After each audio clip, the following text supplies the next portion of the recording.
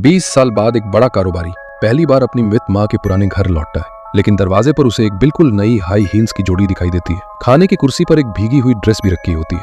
उसे क्या पता 20 साल पहले मर चुकी उसकी माँ वापस आ चुकी है, लेकिन वो समझता है कि उसका छोटा भाई किसी बाहर की औरत को घर ले आया है। गुस्सैल स्वभाव वाला सीईओ तुरंत भड़क उठता है। माँ के कमरे में घुसने की हिम्मत कैसे हुई? जीने का मन नहीं है क्या?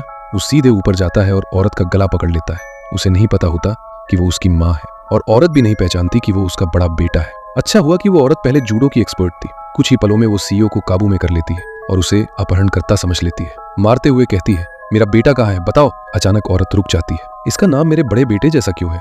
वो और ज्यादा गुस्सा हो जाती है। जैसे ही वो उसे बांधने वाली होती है, तभी उसकी नजर सीईओ के फोन पर पड़ती है। तारीख देखकर वो चौंक जाती है, 2025। तब उसे समझ आता है कि वो 20 साल भविष्य में आ गई है। 20 साल पहले उसका एक्सीडेंट हुआ था। वो नदी में गिर गई थी और सबको लगा वो मर गई। उसने अपने 3 छोटे बेटों को छोड़ दिया था और बच्चों ने भी मान लिया था कि माँ कभी वापस नहीं आएगी। लेकिन 20 साल बाद वो अचानक नदी से बाहर निकल आती है। उसे लगता है कि वो बस बच गई है। उसे डर होता है कि उसके शरारती बच्चे घर में कोई गड़बड़ न कर दे, इसलिए वो तुरंत घर लौट आती है। लेकिन घर बिल्कुल शांत होता है। उसे क्या पता कि उसके तीनों बेटे बड़े हो चुके हैं और माँ की याद में 20 साल से इस घर को संभाल कर रखा है। तभी बड़ा बेटा वहां माँ को याद करने आता है। औरत को तब समझ आता है कि जिसे उसने मारा वो उसका बड़ा बेटा है। वो तुरंत उसे छोड़ देती है, लेकिन बेटा उसे पागल समझता है। सीईओ पूरी तरह उलझन में पड़ जाता है। वो उसे जोर से दूर धकेल देता है। कहता है, मेरी माँ 20 साल पहले मर चुकी है। गुस्से में कहता है, मैं तुम्हें भी नदी में फेंक दूंगा। मजबूरी में औरत सच बताती है कि वो समय यात्रा करके आई है। मैं अभी अभी नदी से निकली हूँ। लेकिन सीईओ इसे बकवास मानता है और ज्यादा गुस्से में आ जाता है। तब औरत एक राज बताती है। जब तुम 4 साल के थे, बिस्तर गीला करते थे।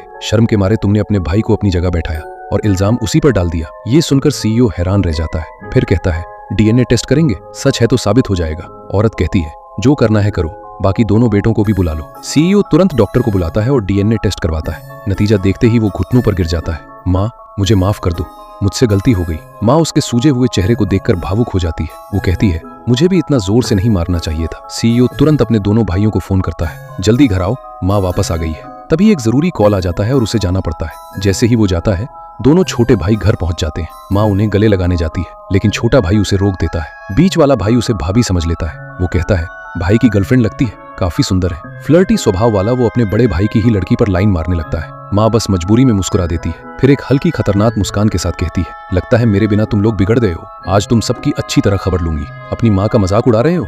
छोटा भाई गुस्से में आ जाता है। बड़े भाई को कुछ भी कहो, मुझे फर्क नहीं, लेकिन मेरी माँ की बेइज्जती बर्दाश्त नहीं। वो गुस्से में आकर बीच वाले भाई को बाहर खींच लेता है। माँ हैरान रह जाती है, ये मेरा सीधा साधा बेटा भी अब बदल